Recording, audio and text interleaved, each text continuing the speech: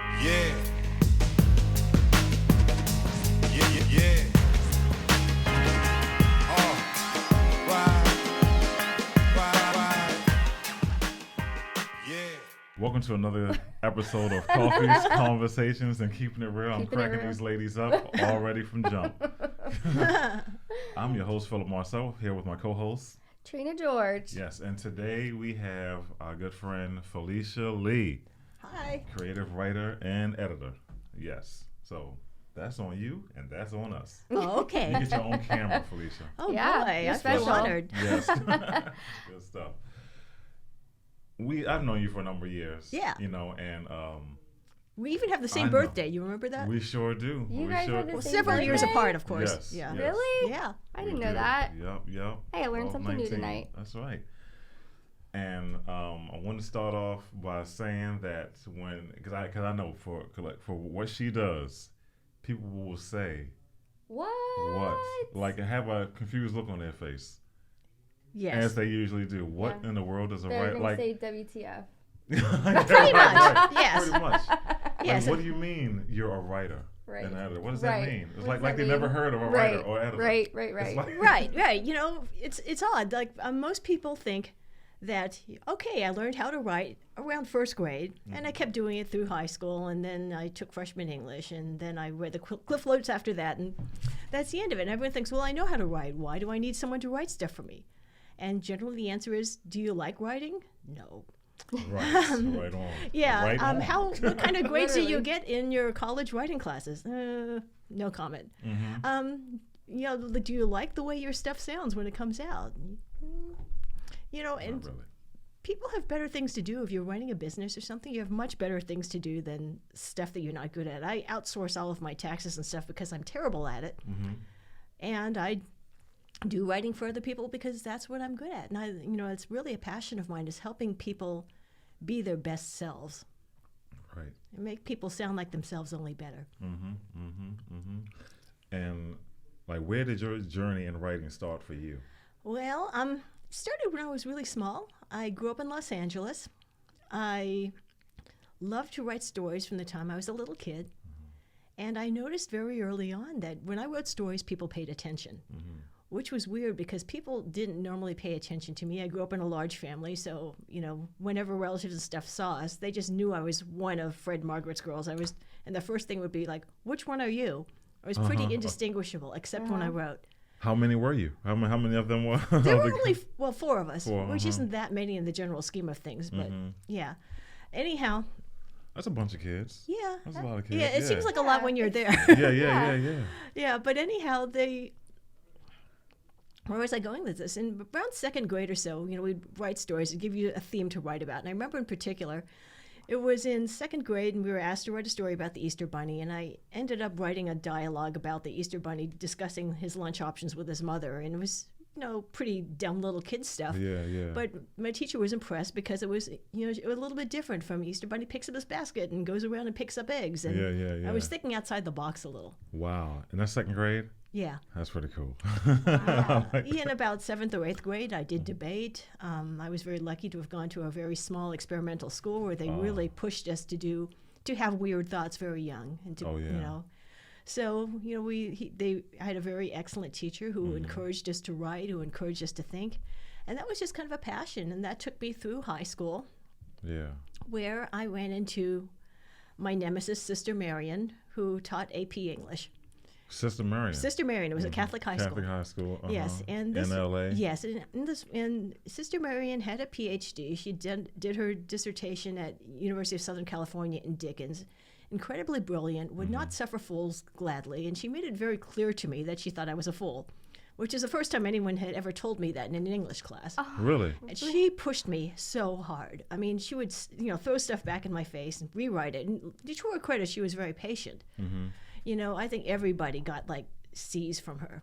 People were dropping out of I can AP imagine. English because, everyone who went in there had like a 3.9 GPA, and all of a sudden they saw it dropping at the end of the semester because Sister Marion kept giving everyone C's and D's. And I just worked really, really hard at it. And I actually did manage to get an A from her at the end of the year. And, That's cool. after that, I don't think I've ever had, like all through college, nobody ever kind of gave me a hard time about my writing. So Oh, really? She really, forced me to cut the crap out of my writing, to be very precise, to be very careful, very respectful of my readers. Wow. Yeah, so that was kind of neat. So that really kind of forced me to up my game. I don't know if I've ever had that thought of being respectful to my readers. Well, you're to my respectful to writers. your subjects as a photographer, right? Yes, that is Yeah. true. Yeah. I like that approach. I like it. I like it. Yeah. I like it. And what's your background? Being this big family. This big family, we are Chinese American, third generation. I'm third generation. I was born here. Yes. My father was born here. My mother was born in Macau, which is near Hong Kong. For those who don't know it, it's pretty much the Monte Carlo of East Asia. It's known for high-end casinos. It's the kind of place where James Bond would have hung out in the 1960s. Oh, that's cool. Yeah, it was very, very cool Yeah. place. And I think one of the things that I was most proud of writing was a pro bono project I did for my father several years ago. I was home over Christmas, and my father was at the time in his late 80s, Yeah. and I knew that he was in the early stages of Alzheimer's. And I also knew that I wanted to get his family story, like the story of how his family came to the country, what his childhood was like growing up in an immigrant family during the Depression, that sort of thing. Yeah. So every night after dinner, I'd pour him another glass of wine. We'd sit down. I'd pull out my memo recorder, and I'd just ask him a bunch of questions about his life, his Yeah. family, how they came to the States, all that stuff. Right. And we had a really great time. And I took all of this. And over the course of the next year, between my paying projects, I transcribed all of this, put it together, Yeah. got back to my mom and various relatives to fill in some of the gaps. And I wrote it up for him. And we managed to get it put together into a book. I'm very fortunate to have a brother-in-law who's a professional book designer, and he was nice enough to do the layout. That's cool. And get a bunch of old photos that I didn't even know existed from an uncle of ours. So this was something we had printed up, and we used a print and demand service, and we had it What is printed that? up. Oh, okay. Nowadays, if you want to print a book, say you wanted to do a book of your photography, Yeah. and you didn't want to go through a major publisher, if you just want to kind of have some available for your friends, you could go through what they call a print-on-demand publisher. And what that is you upload stuff to their site, Right. and it's basically on some sort of cloud server or something way out there. Like they have the PDFs or whatever they are. And if somebody orders one, they print it for you. They don't keep boxes of them lying around. So that's what it means. And so Amazon's actually print on demand as well for most of their books. If you are, at least for the self-published books. Oh, really? Yeah, if you self-publish a book on That Amazon, makes sense. they're not going to keep a box of it. They, Box up and store no. out in like in a whole storage facility. Yeah. Yeah. that'd be Okay. Crazy. No, if you wrote your book and put it up on Amazon, so when somebody orders it, their machine goes into gear, they print one up and send it off to them. Wow. That's. Yeah. Game has changed. Yeah, it's really I know changed. The game has changed in that Yeah. sense. Yeah, and so the publishing world has changed a lot, and that opens a lot of options for people who otherwise would not have been able to take advantage of it. Yeah, Right. That's true. That's true. Now I wonder, because we were talking in a previous episode that we recorded yesterday about like just Amazon's way that they're changing things. You think that seems like that would stay the same and not be affected? Because I know they want to. I think what the decisions they're making now is getting rid of the people who have actual stores, not like authors. I don't think. No, I don't think, as far as I know, I don't think things have changed that much from authors. But Maybe giving you more options? I'm not really sure, to be honest. But I know that they do change their search algorithms every few months, and Yeah. I'm not super good at the marketing end of this. Yeah. But if you want to be, there are people out there who could tell you exactly what to do. Oh yeah. Yes. I know, for instance, somebody wrote a book that was highly recommended to me that, I've read it and I haven't had a chance to reread it and think about it as deeply as I can. I think it was called How to Sell a Truckload of Books on Amazon. Oh really? Yeah. So, That's cool. yes. And so that's supposed to be, according to some marketers I know, the gold standard. And she updates it every year pretty much. So That's yeah. cool. And probably one with print on demand without having to store all of them. Yeah, exactly. Just kind of go in there, change the title, upload a different file, and off you go. Yeah. Man, that's cool. That is so cool. I felt like it's like so many ways that you probably could have gone or go in writing, because I know like you did that for your father, but you also provide that for people who want like biography services Yeah. and stuff like that. So you'll sit with them, interview, have talks and discussions and collaborate. Yes, and I have done that for a couple of people. Yeah. And that's a lot of fun. I really enjoy that because you get to meet people from a lot of different backgrounds. Yeah. You get to hear a lot of different stories, a lot of different ways of looking at the world, and it's really a rich experience. And people love seeing their voices kind of read back to them. Yeah. It's kind of empowering in a way, just to have this thing out there. Yeah. Do you get to become friends with them? Some of them, yes. I mean, I think I'm working with a lovely older woman now that I think we talked to before we went live, who's a retiree here in town, a darling woman who's written she wrote her own autobiography of a very traumatic childhood growing up on a very primitive farm in the panhandle of Florida in the 1950s. It was still like Little House on the Prairie, wood burning stoves and outhouses and stuff. Yeah, that's what. Yeah, and this was like 1955 something. It was not that long ago. Goodness. So the panhandle took a long time to catch up with the rest of the world. But that's what I the world heard she before. grew. Yeah, and you and I grew up in a big city. You think, wait, yeah. I mean, I think. Like my grandparents had toilets in the 50s. Well, yeah, my Wow, dad grew up in yeah. the 30s, but he grew up in Portland, Oregon, which is a city. Yeah. They had running water and Everything. electricity, and I think that That's access so to a car at least. Isn't that that's so incredible that you have people who are living in places that have access that had the stuff, and then but at the same time And it's, you have family who may live in it. but like even just one part of Florida and 100 miles to a different part Right, of Florida, it's just so different. Oh, certainly. Yeah. Miami at the time certainly had all that stuff, for but sure. Yeah. the Panhandle, they didn't. They just simply didn't have the infrastructure. There weren't enough people to make it worthwhile to wire do the it. place up. Wow. So I suspect that was a lot of it. And but anyhow, so she wrote this very interesting book about growing up in this environment and how it shaped her life. Yeah. It was a very difficult place for her to grow up. She was kind of a fish out of water, very much a dreamer, a very intelligent, very romantic thinker. And her parents were like farm work, farm work, farm work. If you can't if you can't eat it or sell it, it's not worth thinking about. Which is kind of sad. But yeah, but she grew up. She thought very deeply about her life. She wrote this book, and I'm really happy to be helping her with it.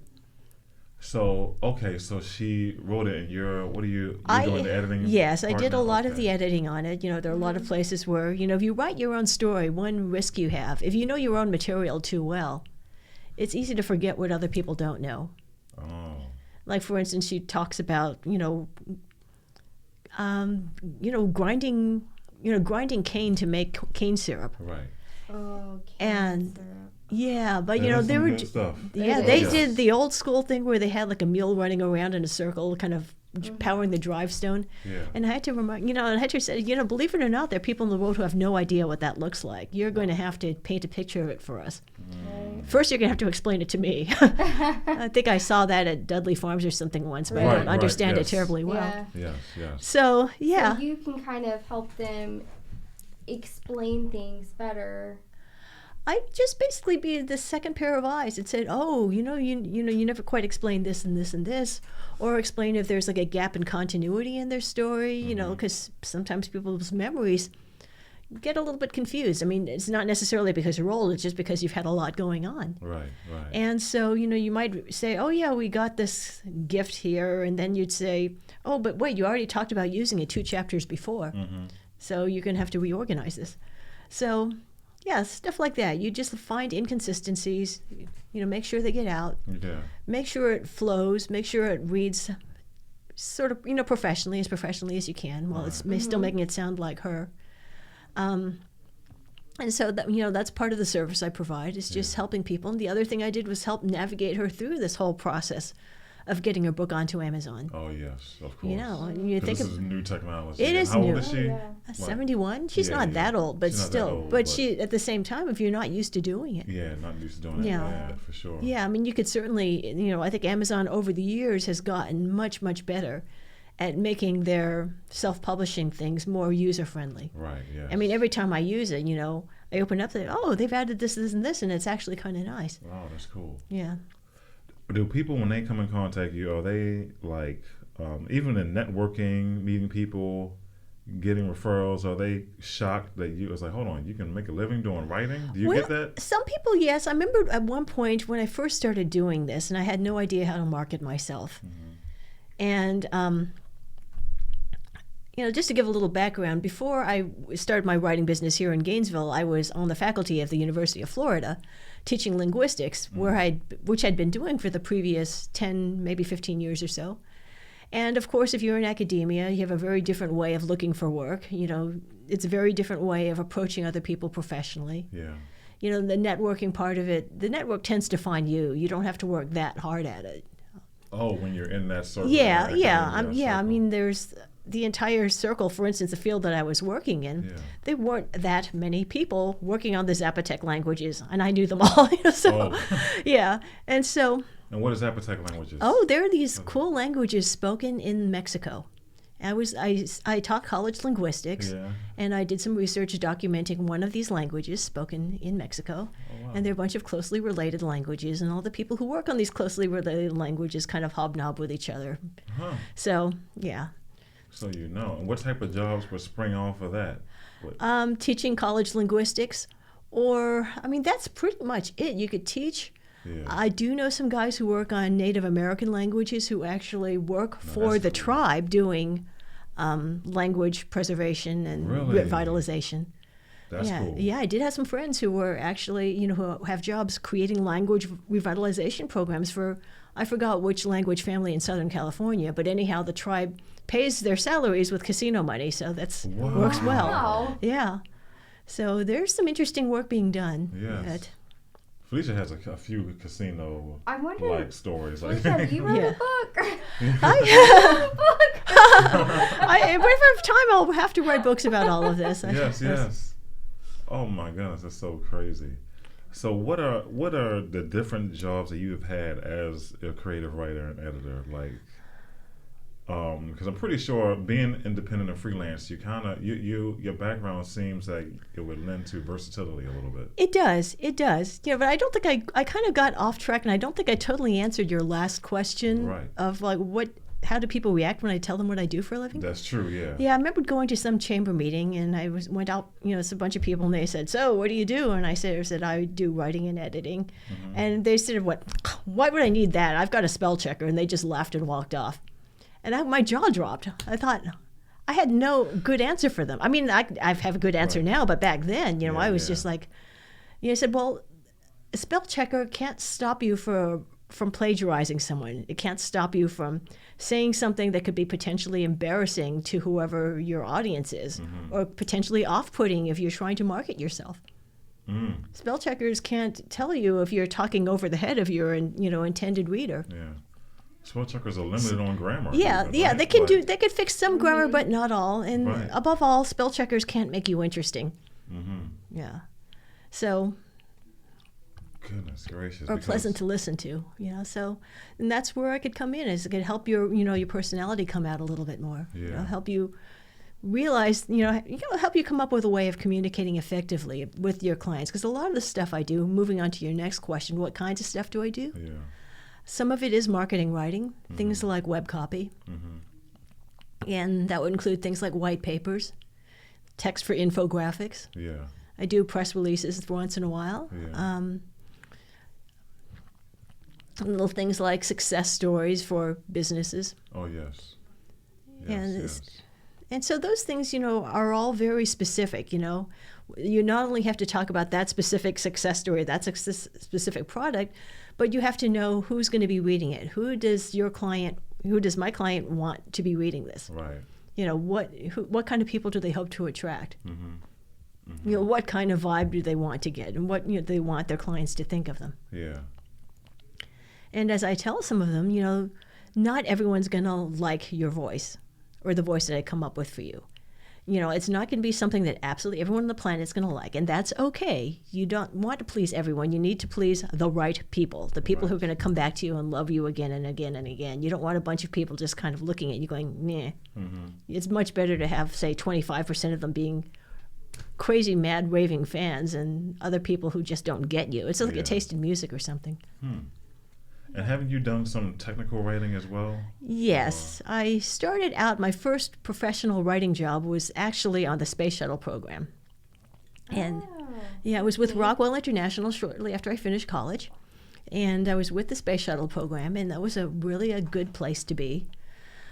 Because I was quite young, Right. but I was very fortunate to have, older managers who were kind of like kindly uncles. They kind of guided me, and they were, very, very good about mentoring me. And I had a real interesting range of projects. I got to do everything from in-house magazines to text for brochures to video, kind of like video scripts, Right. and also very technical things like new business, proposals.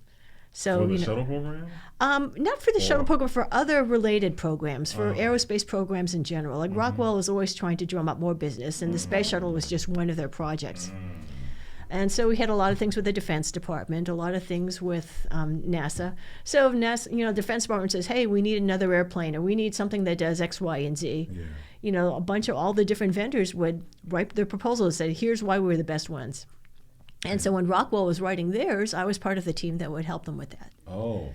And there it was mostly editing. It was like there were engineers and the marketing people and stuff did most of the writing, but it was up to us to make the thing pretty, to make it sound like a single person wrote it. Oh, really? Yeah, and those things were hard. I remember that aerospace proposals are very exacting. Yeah.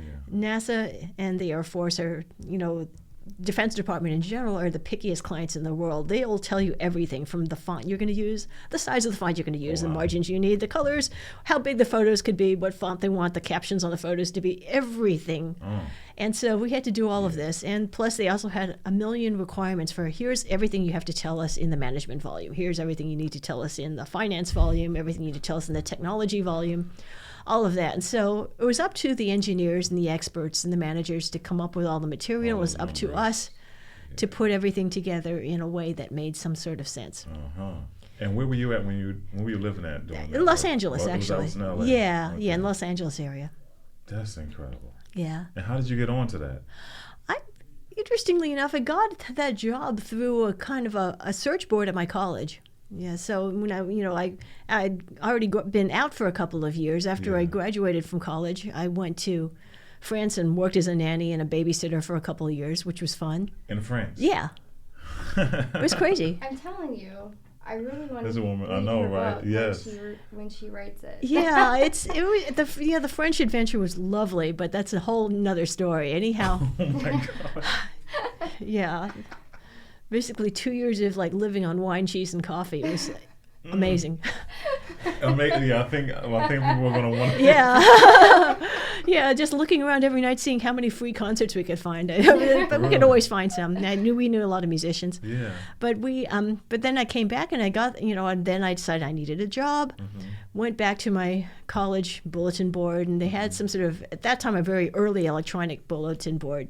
And I put up an announcement there, and it was for their alums as well. And what do you mean by electronic bulletin? It was slightly before the internet, but it was something that they had on a server somewhere.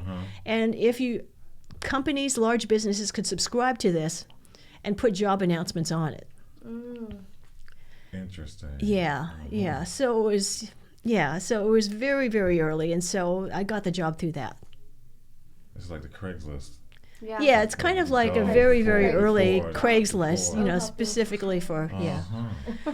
Yeah, so that was a really good opportunity, and I Yeah. learned a lot. And then after that, I was there for 2 years and realized I'd gotten pretty much what I wanted to out of it. And I went back to grad school, and that's how I ended up teaching college linguistics. Oh, wow. And that was fun, and I loved it. And that's actually how I ended up in Florida, because I got a job at UF. Yes. But the job situation in academia is really unstable. You don't have too many tenure track jobs anymore.